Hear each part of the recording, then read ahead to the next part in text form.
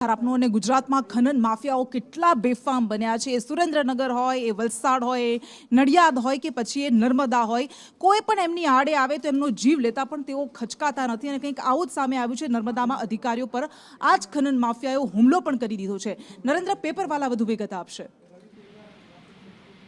નર્મદા જિલ્લામાં રેતી ખનનની ફરિયાદ મળતા પ્રાંત અધિકારી કિશનદાન ગઢવી અને તેમની ટીમ મોટરસાયકલ લઈને ગઈ હતી જે સિસોદરા ગામ છે ત્યાં। તો તે દરમિયાન જે રેતી માફિયા એટલા બેફામ બન્યા હતા કે તેઓએ પોતાનું જે લોડર છે એ લોડર તેઓ પર ચડાવવાનો પ્રયાસ કર્યો હતો અને તેમાં જે પડી જતા તેમને સામાન્ય ઈજા થઈ છે। પરંતુ આ ઘટના બતાવે છે કે જે રેતી માફિયા છે કેટલા બેફામ બન્યા છે કે એક અધિકારીઓ અને તેમની ટીમ રોકવા જતા તેઓની પણ લોડર ચડાવીને તેમને મારવાનો પ્રયાસ થયો છે। અને આ ઘટના બાદ પ્રાંત અધિકારી કિશનદાસ ગઢવી દ્વારા પોલીસને ફરિયાદ આપતા પોલીસે હાલમાં ગુનો નોંધીને તપાસ આદરી છે। પરંતુ આ ઘટના બતાવે છે કે ગુજરાતની અંદર રેતી માફિયા કોઈ પણ જગ્યા નર્મદા નદી હોય કે અન્ય કોઈ નદી હોય પણ રેતી માફિયા બેફામ બનેલા છે અને બેફામ બનેલા રેતી માફિયા અધિકારીઓને કચડી મારવાનો રોકતા પણ અધિકારીઓને કચડતા પણ તેઓ રોકાતા નથી। એ બતાવે છે કે આવા જે રેતી માફિયા છે તેઓને કોઈ મોટા રાજકીય પીઠ પર હોય તો જ તેમની અંદર આ પ્રકારની હિંમત દેખાતી હોય।